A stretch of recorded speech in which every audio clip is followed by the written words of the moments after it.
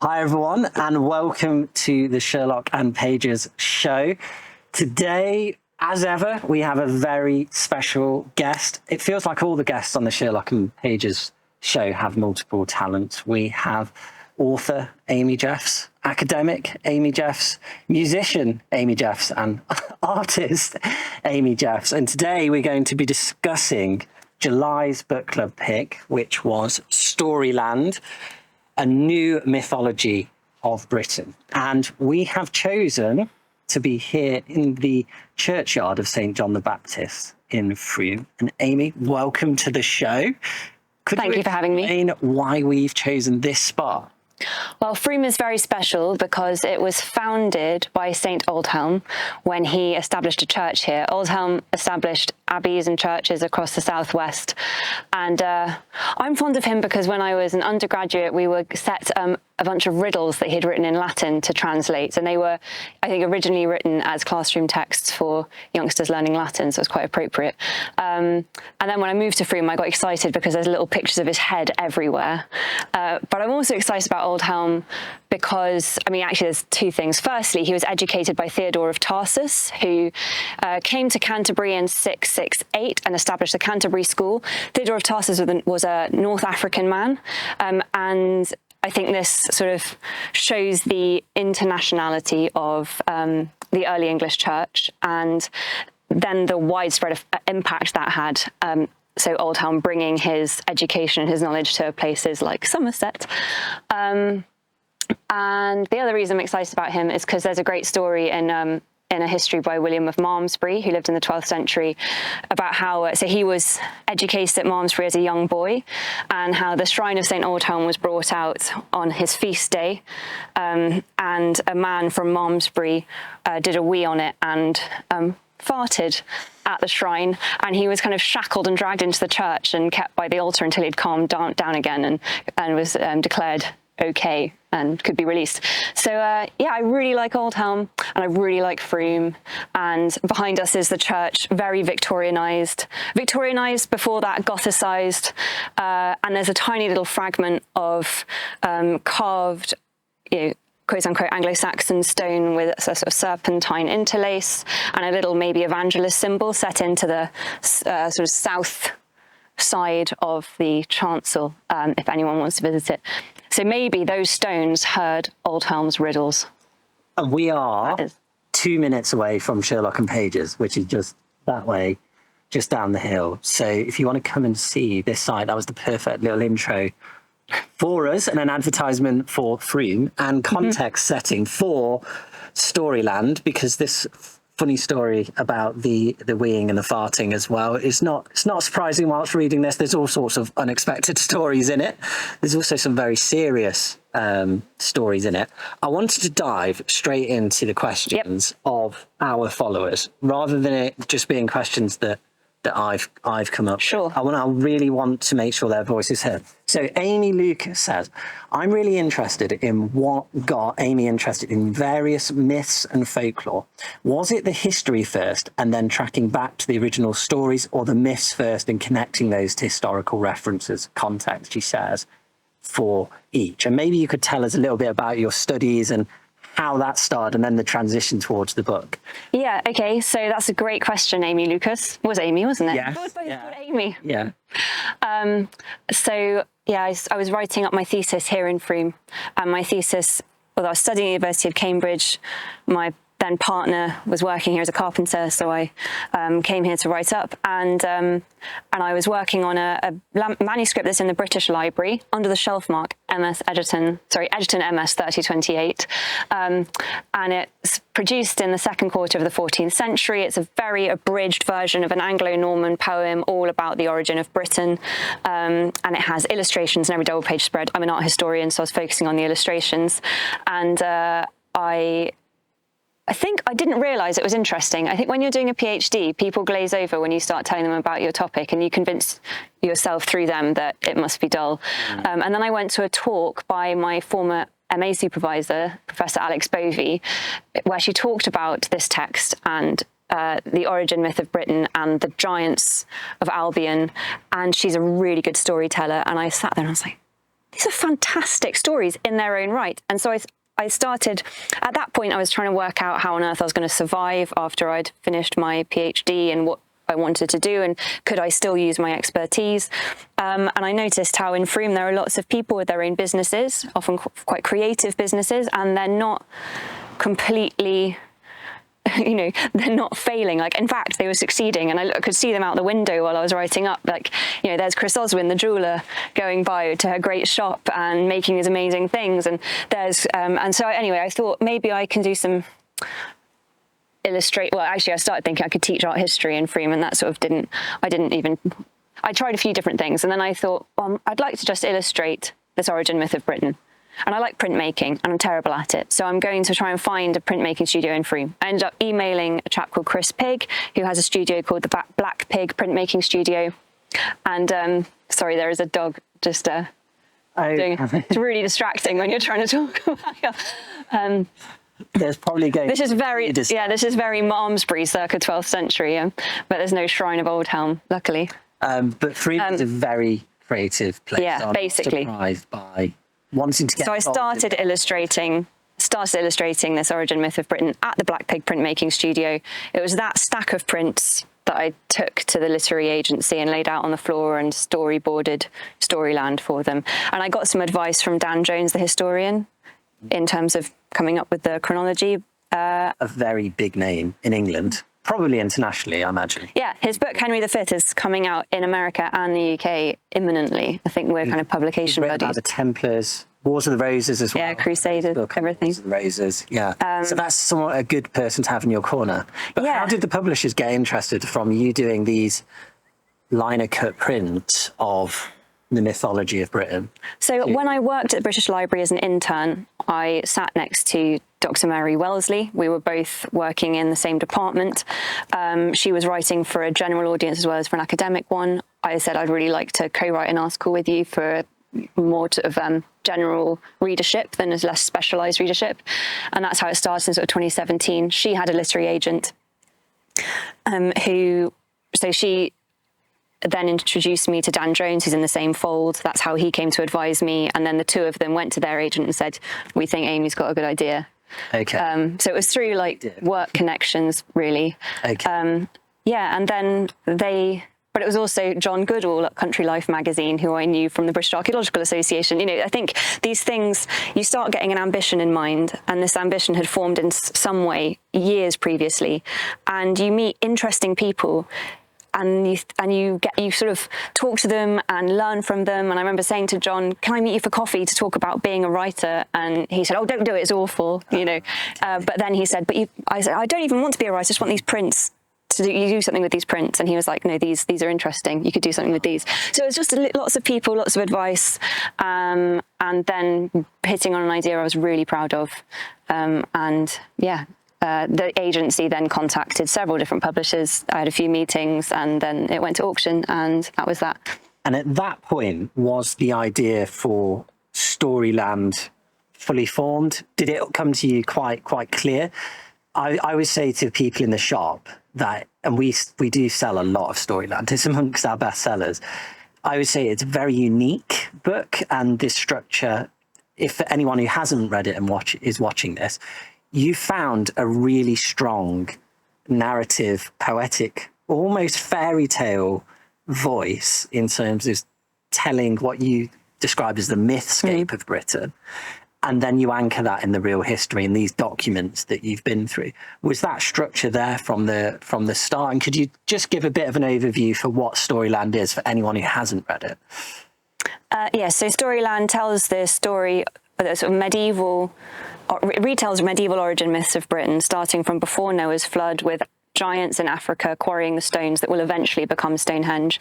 It runs through that to the foundation of Albion by 30 Syrian sisters, through to the birth of the race of giants, the arrival of a Trojan called Brutus, who eventually founds Britain, names it after himself. It also gives the origin myth of the Scots, which is a slightly sort of contingent one, with a Egyptian princess called Scota and a Greek prince called Gaithalos travelling to Spain and then on to what becomes Hibernia Island, and then on to Scotland, their descendants. And so the idea was to kind of start with an empty island and end with something recognizable. And it ends in kind of historical time. Before, it's like a mythic time and a medieval timeline where creation happened 6,000 years ago and all of that.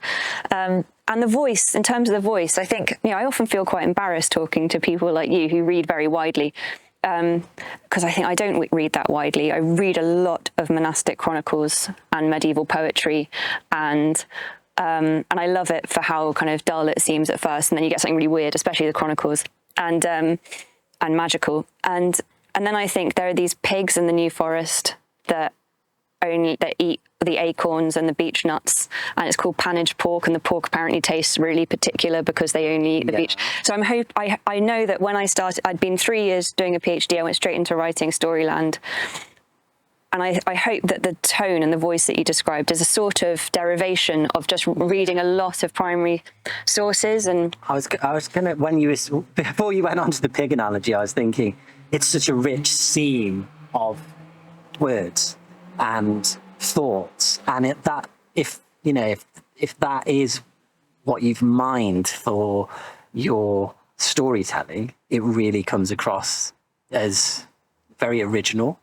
And the book is completely beguiling. I felt a little bit lost and disorientated by these stories because so much of it was new to me.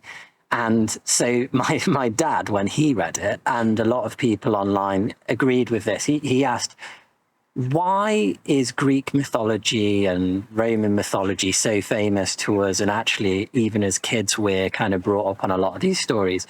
Why do you feel that is so present in our lives, whereas actually our own mythology, which has real political implications, as you talk about, the difference between Scottish and the English crowns, etc., role of women, why did that fall out of the popular imagination? Do you feel there was a certain time period that did? Interested to hear your thoughts on that. Yeah, well, I will say, I forgot to say about there's the retellings of the origin myths. Each retelling, which is told as fiction, is followed up with a commentary, and that's what Luke was just describing, where it explains the political implications of the various myths or their kind of connections to other storytelling traditions, to show how these things that might be dismissed as whimsy today actually have a very real impact on the Britain that we know today. So there's that kind of non-fiction thread running through as well. I think, there's probably like a syndrome. There's probably many, many reasons, but one important thread is the way in which the Victorians worked out. So when you go into the British Museum, and this is the same of all of those museums founded in the late 18th and early 19th centuries in the empire-building countries of Europe, they're all claiming heritage from the Greco-Roman world, and it goes kind of. I'm trying to think. I'm walking through the British Museum. You've got, like the Assyrian galleries and the ancient Mesopotamian galleries and the Egyptian galleries, and then the classical sort of Greco-Roman galleries. And I think it was claiming that heritage for itself, which is exactly what the medieval. I was about to say, they're repeating the cycle of those. They're just missing out the bits that they don't think are illustrious. Okay. And of course, one of the things that I talk about in Storyland is how there was this kind of anxiety about Britain being in the medieval worldview, where you've got East at the top. So Eden and East at the top, Jerusalem slap bang in the middle, no Americas. There's a medieval European Christian worldview. And so not just Christian, actually, but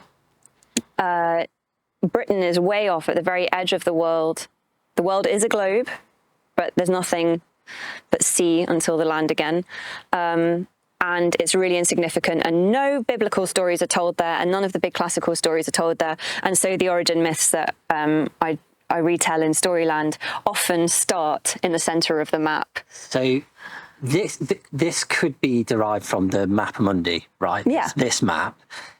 The Mappa Mundi is in Hereford Cathedral, is that correct? Yes. I'm so relieved that is correct. It should be on the national curriculum. It's absolutely incredible. I've never seen it. Luke, your mind will just... You will love it so much. I can't wait to see the reel that you do. Sarah Lewis Briggs. Hello, Sarah. She asked, she wanted a map of sites that you could visit almost from Storyland itself. And quite often in the book, you talk about visiting sites. Obviously, you could talk for hours on this. I'll try not that to. would be good. No, I would love that in the pub. The pubs are free eventually. So some quick pointers on places where, if you're visiting the UK, or maybe you're from the UK and you're on your travels, where could you go to experience a little taste of Storyland beyond the Mappa Mundi in Hereford Cathedral? Let me see. Look at the end papers, for starters. I need to look at the end papers. Where are they? Here we go. Tintagel. So we've got a little map here. So I think one of the most enchanting places was Dinas Emrys, next to Yr or Snowdon, Mount Snowdon in Wales. That is the site that I discuss in chapter. Also, Sarah Briggs, thank you. Lovely, lovely question. It's in chapter 15, the red and white dragons. And it's incredible. It's the site where supposedly these red and white dragons have been buried inside the hill. And then King Vortigern, who's like a proper terrible king, he's now hiding because he's managed to really annoy everyone and everyone wants to kill him. And so he's gone and he's trying to hide on this hill and build himself a defensive tower, but it keeps falling down. And eventually his soothsayers say, you've got to spill the blood of a child with no human father. And that's how we end up meeting the child Merlin, who comes to the hill. And I won't give it all away, actually, because it's a good story. But and then maybe it's very beautiful just in and of itself, even if you didn't know the story. It's like, and if you find that hollow on the top of the hill with the pool at the bottom, you're in a fairyland. It's incredible. Maybe we should go to Tintagel on one of our videos and explore that as well. Yes. Tintagel is wonderful. Anywhere else? Heritage, I believe. Well, there is a map. There is actually a map, Sarah, in the back on the end papers, which at the front. May have missed. Oh, in the front. Sorry. Yeah. It's beautifully designed by. I'd say also I loved visiting. Oh yeah, by me, and that's also my husband. Here being Gog Magog, because it was lockdown and I didn't have very many models. So I was like, sweetie, would you mind? Actually get him to go. Yeah, yeah. He had his shirt off in the living room going. Whoa. We'll have to show this on the screen, I think. Yeah, so bless him. And that was where he's being Wayland. He's wearing a COVID mask. Just as a little nod to. Yeah. I think. We could also. You should go to. What was I about to say? They're just the salt marshes of if you're looking at the Argentine Havelock story, the salt marshes of the East Coast, and that idea of being so close to Scandinavia and sort of the shallow seas. So up near Lincolnshire, Norfolk, those salt marshes also have a plethora of amazing churches to visit. Yes. And I'll do a post on my English Pilgrim account of those. You can combine a trip to that atmospheric case. And when you go in like August, I think that's when I went for this project. There's a lot of samphire growing there, so you can harvest your own bag of samphire and get some locally caught fish for your tea. So there's a few ideas, but I feel like Storyland is all around us, as we've discovered in this churchyard as well. But rain is threatening here in England, unsurprisingly. So I do want to get on to the next question, which was by our good friend Raluca. So Raluca, I will dig out. So Raluca had quite a lot of questions, but I don't think we're going to have time for all of them.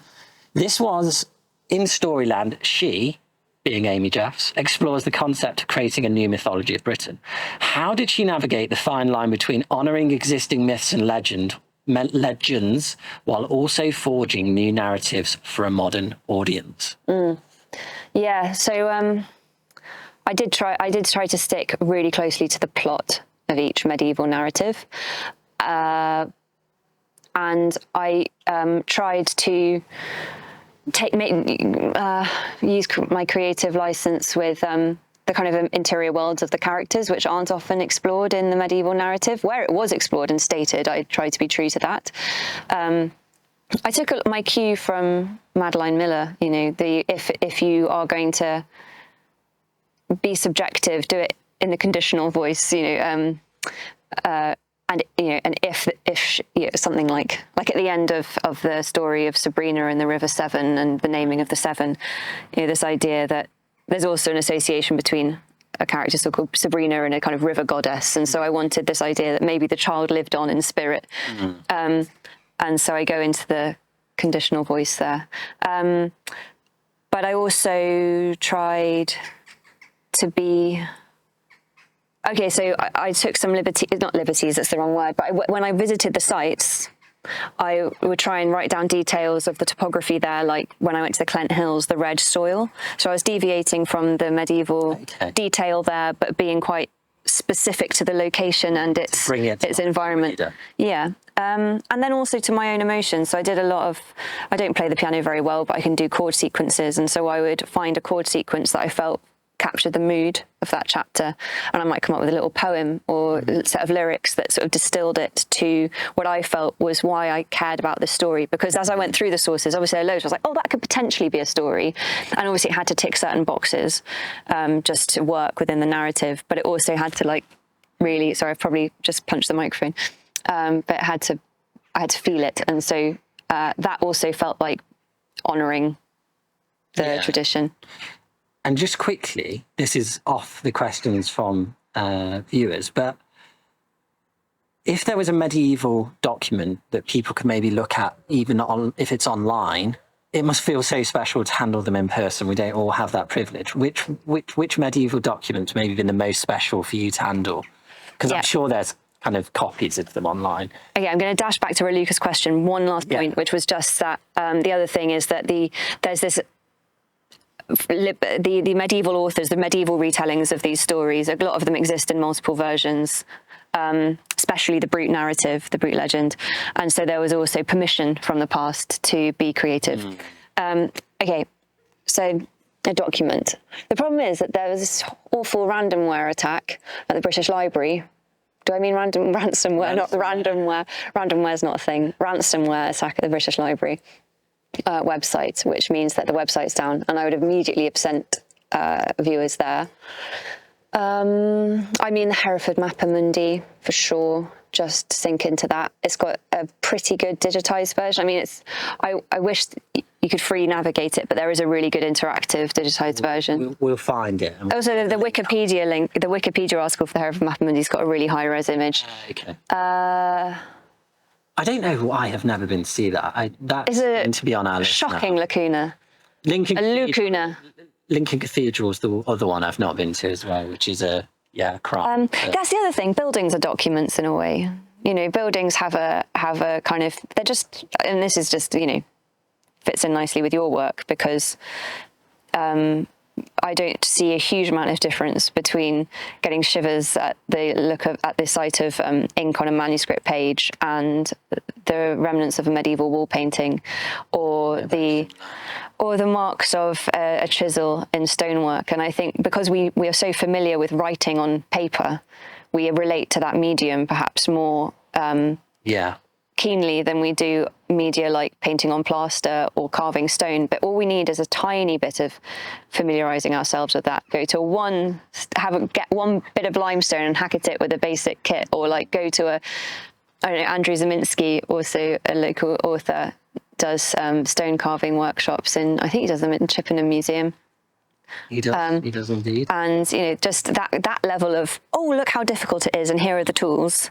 Then you go into a medieval church and you see those marks on a stone made by somebody hundreds of years ago, you get those chills. That's what I would answer to that question. We'll put a link in to the Mappa Mundi so people can explore it. Yeah, the thing about the Mappa Mundi is it's incredibly good, obviously. It's a really, really good, amazing piece of work, but they've accidentally written Europa where they should have written Africa, and they've written Africa where they should have written... Scratch it out? No, they've gilded it. Okay. And you just think... In modern times they've done this? No, the medieval people... And, you know, it's like the thing's divided into three. You've got Asia at the top, you've got Europa and Africa, except it's flipped. And you just think they want to be like, oh my goodness, maybe look what we did. I doubt they'd ever been. Or some of them. They were in Europe at the time. Oh yeah, but not enough. And then they put all of the European cities labelled under... I'm going to have to go and see the mistakes to understand. I don't think I dreamt this. I'm sorry if I did. It'd be a classic sort of dream. Before we are hit by a rainstorm, I want to do some quick fire questions. Yep. we've got 1 minute answers. Okay, sorry. Are you ready? Yes, I'm ready. Okay. Did medieval... All right, hold on. Did medieval scholars believe in giants? Yes. What? You should start with a what or a where. Okay, let's start. You can't just give yes or no answers. Did medieval scholars believe in giants? Yes. And sorry. I thought Why you were did they believe in them? medieval scholars believed in giants because they're in the Bible. Okay. So in Genesis, it says that the fallen angels laid with human women, and their progeny was the giants and the great men of old, or the heroes. And that's another reason they believed in giants, is that the line between the giant, the sort of non-human giant, the unassimilable giant, there we go, and the sort of gigantic warrior hero is a blurred one. And you get this in the Chanson de Roland when they're fighting the Muslim armies. There are some giants in that So that are kind of totally... If I'm a reasonably educated person wandering around in 1250 in Leicester, then I definitely think there were giants 100% in the past. Yeah. There might even still be some out there. Well, yeah, but also in the medieval texts, you get giants, people described as giants, who are just really big blokes. Yeah. So maybe it's a little bit ambiguous. Yeah, and then there's the kind of woe giants. Well, less ambiguous then. Did medieval scholars believe in dragons? Yes. As real creatures that are out there? So, yes, I believe so, because I think they thought, as I understand it, from what I've read, they believed there was no limits to the wonders of God's creation. So let's say medieval European Christian scholars, for sure, and that dragons were like all monsters, and monster comes from the Latin word to show or demonstrate. They were demonstrations of chaos. And chaos was all that is death and diabolical. And so if the devil was going to manifest himself, or chaos was going to manifest itself in some form, it could well be a dragon. These questions, I don't know if they seem strange to you as someone who's immersed themselves in this world. Obviously, I spend all this time visiting churches and things like that, but I found reading Storyland that I was reminded of some documentaries I'd watched in the past on the medieval mind, and it's really hard to orientate yourself and ground yourself in that world and remind yourself that this is like what people's worldview was. Yeah. And there were dog-headed people out there, and the forests were very dangerous places, and these things were all around you. So that's my reason for asking. Yeah, so I think I'm reminded of that. There's also this idea that reality can shift depending on what the heaven and hell want, you know. So the devil, like in the legend of Saint Margaret, a dragon appears in her cell as the devil kind of made flesh or taking on form. And so I think that there isn't this idea that nature is fixed. It's just it's what it needs to be to express something, you know? Right. Yeah. So Shannon Lee, I'm slightly changing your words here, but you intimated and left a lovely comment, and this is something that I was also thinking about.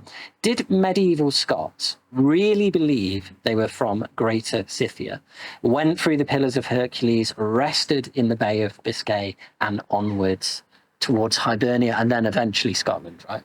Well, I think that's it could be applied to did medieval Britons and subsequently the sort of Normans believe that it had all originated with Brutus. I think it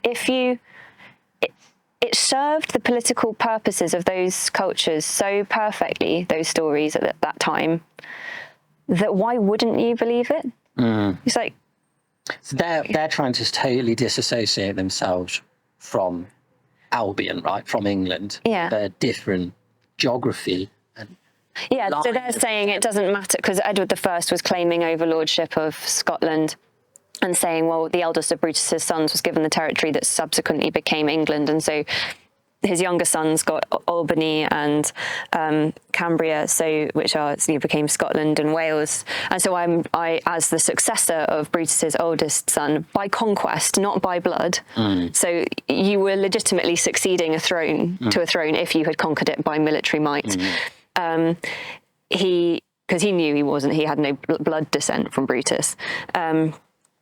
I can legitimately claim overlordship of the other sort of kingdoms in Britain. But then the Scots rebuttal in the 14th century, and it becomes increasingly sort of fixed and clear, the story was that they had in fact arrived, they had conquered Albany by superior military might, having come from Ireland, which is historically accurate in the sense they had come from Ireland. And yes, they'd conquered the other sort of polities there. So there'd been migration from Ireland. Yeah, but the Dalriata. But then they were drawing on Irish manuscripts, Irish origin stories that said they had come from Egypt and Greece and Scythia. And so the story forms where they're like, it doesn't matter what Brutus's sons did, who was the eldest, whatever, we're nothing to do with them. We came here and ousted that dynasty. And so... yeah, it doesn't, and then I suppose if you were an ordinary Brit or Scot in the street and you were stopped and told about this history, you'd say, yeah, if that is what our king, that sounds pretty illustrious, I'll take that. So we just had to stop there so that Sam could cover the camera. The rain is coming down now. However, Amy, you have just written a new book, a new work, which is coming out very soon, which is Saints, a new legendary of heroes, humans, and magic, and it's a collection of retellings, as in Storyland, followed by commentaries. Those retellings are organised according to the year, and so that each one focuses on a particular saint, retells a story that I think that from the Middle Ages, a legend of a saint that seems to demonstrate the immense brilliance of these stories, and the commentaries that follow give not only a sort of background to each story, but also trace the rise and fall of the medieval cult of saints and how we should be understanding these stories, be as interested in them as we are in fairy tale, folklore and myth, that these are unruly stories, that they're not necessarily under the thumb of the church, whatever that is, of a kind of authoritarian religious regime, that there's actually an incredible agency within the folk belief in the medieval Catholic Church, but then also how that gets warped by the Reformation and how this kind of accusations of paganism that were a sort of slur at that point have kind of remained in our memory but taken on a new nuance now. So I'm just really interested in these incredible stories, the fact that we don't really know them anymore, and the fact that isn't because they're not interesting, it's because they were suppressed by a tyrant, especially in England. Yeah. And so I'm so excited about this book. It's illustrated with paper cutouts, which is a medium I absolutely loved exploring, and I can't wait to take it around the country in autumn. We are so excited to sell it at Sherlock and Pages, not just for profit-driven reasons. It looks beautiful. I'm sure it's absolutely fascinating. I love some books like Eamon Duffy's The Stripping of the Altars, which talks about the cult of the saints. And this reminds me, Amy, of when people ask me about why I love visiting churches. For about 5 years, I really struggled to have a nice, poetic answer to that question. And I think at a party once, maybe when I'd had a few too many drinks, I told a story about walking across some marshy land to a church in the Norfolk Broads, Ranworth, where there's this wonderful screen, one of the very best from the 15th century that survived. And on there are 4 or 5 female saints where women used to go and pray to, and you could actually see the marks where they prayed before childbirth. And I just found this incredibly moving social history. And this idea that those saints weren't abstract figures. They were, they were part of their lives to be relied on, support, and to pray to. And that just visiting these sites brings that to life. Absolutely. Yeah, I think one of the things I really enjoyed exploring was what was the role of these female saints, especially in women's minds or girls' minds as they were in the nave of their churches. Were they role models? Were they feminist icons?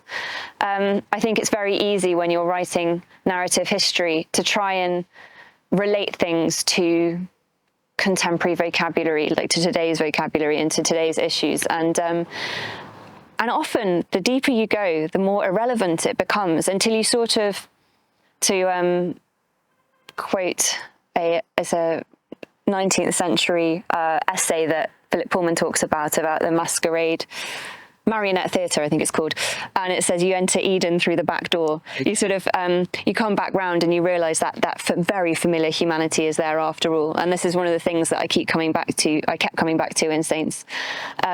Is this a way of saying that you must follow your passions in life because you never know where they're going to lead you? Sure. I think it's... And finding that relevance again, go down niche after niche after niche, and you're getting more and more it's seemingly unfamiliar, and there's nothing to you're thinking, oh, how is this going to be a compelling story for people? And then you see, no, that's the thing, but it's not the obvious things. It's not the glib. The Bayeux Tapestry was fake news, or some awful analogy like that. It's there's something deeper there, and it's and that's the joy of being a historian, and it's the joy of being compelled to, as a writer, you spend a lot of time on your own, but when you start writing books and then you go around to meet people who are reading them, or you do things like this, it's sort of driving me out into the world to find that common humanity with all kinds of people. So, it's definitely connected with a lot of people. The enthusiasm for your books in the shop is palpable, and I know that Kerry, who works in Sherlock and Pages, is a huge fan of yours, and she'd be thrilled that, thank you. That you've come on this show. I'm looking forward to Saints as well, because I'm hoping I can find some inspiration for future visits.